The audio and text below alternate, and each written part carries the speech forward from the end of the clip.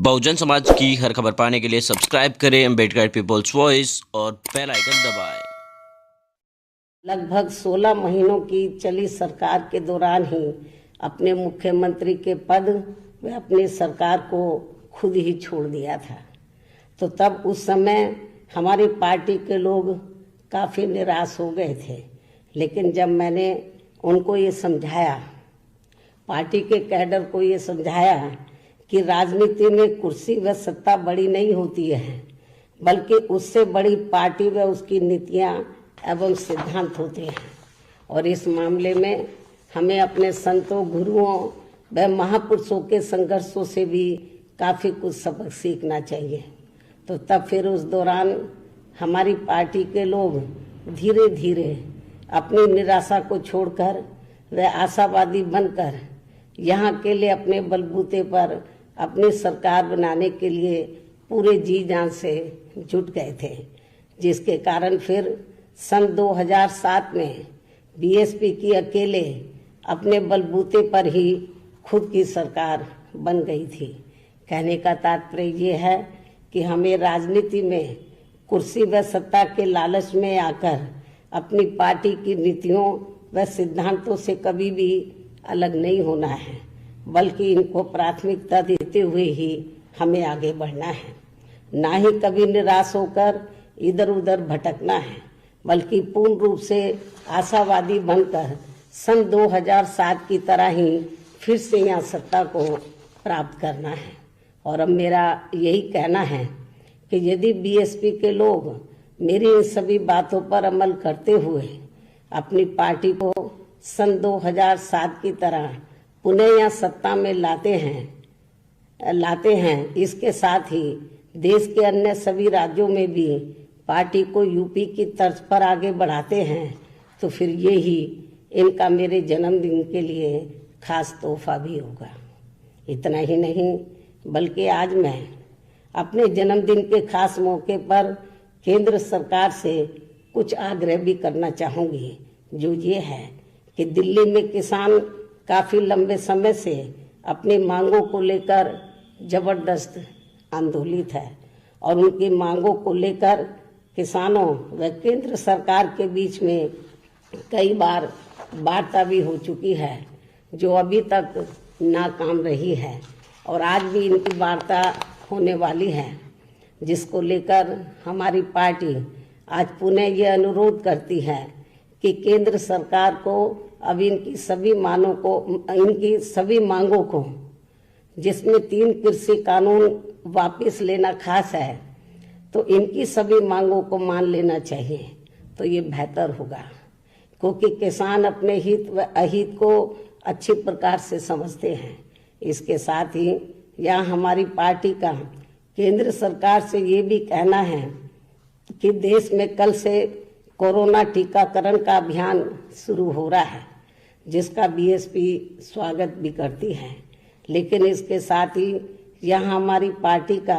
ये भी विशेष अनुरोध है कि केंद्र की सरकार ये कोरोना वैक्सीन पूरे देश के आम लोगों को फ्री में ही दे, तो ये उचित होगा। और यदि केंद्र की सरकार हमारे इस विशेष अनुरोध को स्वीकार नहीं करती है, तो फिर ऐसी स्थिति में देश की सभी राज्य सरकारों को इन्हें ये सुविधा फ्री में ही देनी चाहिए। ये भी हमारी पार्टी का सभी राज्य सरकारों से विशेष अनुरोध भी है। और इस मामले में मैं खासकर यूपी के लोगों को एडवांस में ही आज ये भी विश्वास दिलाना चाहती हूँ कि यदि केंद्र व यूपी की वर्तमान भाजपा सरकार भी यहाँ के आम लोगों को ये सुविधा फ्री में नहीं देते हैं, तो फिर इस बार यहाँ बीएसपी की सरकार बनने पर इन्हें ये सुविधा फ्री में ही दी जाएगी।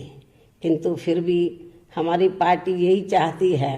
कि केंद्र की सरकार इन दोनों मामलों में, अर्थात किसानों व वैक्सीन के मामले में अपना जरूर सकारात्मक रवैया अपनाए, जिसका सभी को इंतजार भी है। इसके अलावा आज मैं अपने जन्मदिन के मौके पर ये भी स्पष्ट कर देना चाहती हूँ कि कुछ ही समय के बाद उत्तर प्रदेश व उत्तराखंड स्टेट में भी एक साथ यहाँ विधानसभा के आम चुनाव होने वाले हैं। लेकिन बीएसपी अब इन दोनों राज्यों में बिहार प्रदेश की तरह व लोकसभा चुनाव की तरह भी यहाँ किसी भी पार्टी के साथ किसी भी प्रकार का कोई भी चुनावी समझौता आदि नहीं करेगी। अर्थात इन दोनों राज्यों में हमारी पार्टी अकेले अपने बलबूते पर ही यहाँ सभी विधानसभा की सीटों पर पूरी तैयारी व दमदारी के साथ ये चुनाव लड़ेगी तथा अपनी सरकार भी बनाएगी। वैसे ये बात भी काफ़ी हद तक विदित है कि खासकर उत्तर प्रदेश में कांग्रेस व सपा के रहे शासनकाल में तथा वर्तमान में बीजेपी के चल रहे शासनकाल में भी इनकी नीतियां एवं कार्यशैली को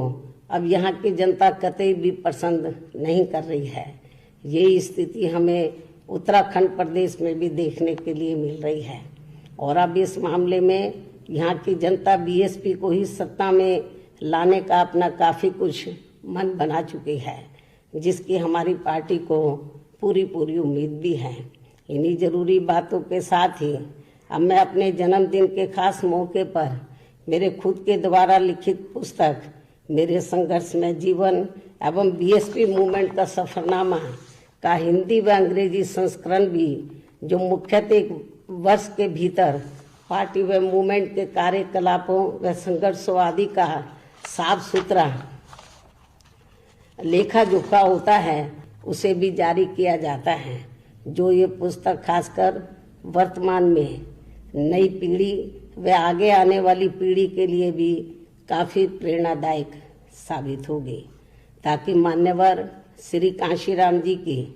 कड़ी त्याग तपस्या व कठोर मेहनत से बनी बीएसपी की अम्बेडकरवादी व मानवतावादी मूवमेंट आगे ही बढ़ती रहे। अर्थात फिर ये मूवमेंट आगे कभी भी रुके ना। और अब मैं इस पुस्तक का विमोचन करूं, लेकिन इससे पहले मैं पूरे देश भर में अपनी पार्टी के लोगों का व शुभ चिंतकों का भी, जो इस बार मेरे जन्मदिन को कोरोना महामारी को विशेष ध्यान में रखकर व इसके कारण दुखी एवं पीड़ित चल रहे लोगों की मदद करने के खास उद्देश्य से इसे बहुत ही सादगी व संजीदगी से जन कल्याणकारी दिवस के रूप में मना रहे हैं, उन सभी का मैं पूरे तहे दिल से आभार प्रकट करती हूँ। साथ ही इस मौके पर भी आज मैं पुनः इन्हें नव वर्ष सन 2021 की अपनी हार्दिक शुभकामनाएं देती हूँ तथा इनके उज्जवल भविष्य की भी कामना करती हूँ। और अब मैं अपनी पुस्तक का विमोचन करती हूँ।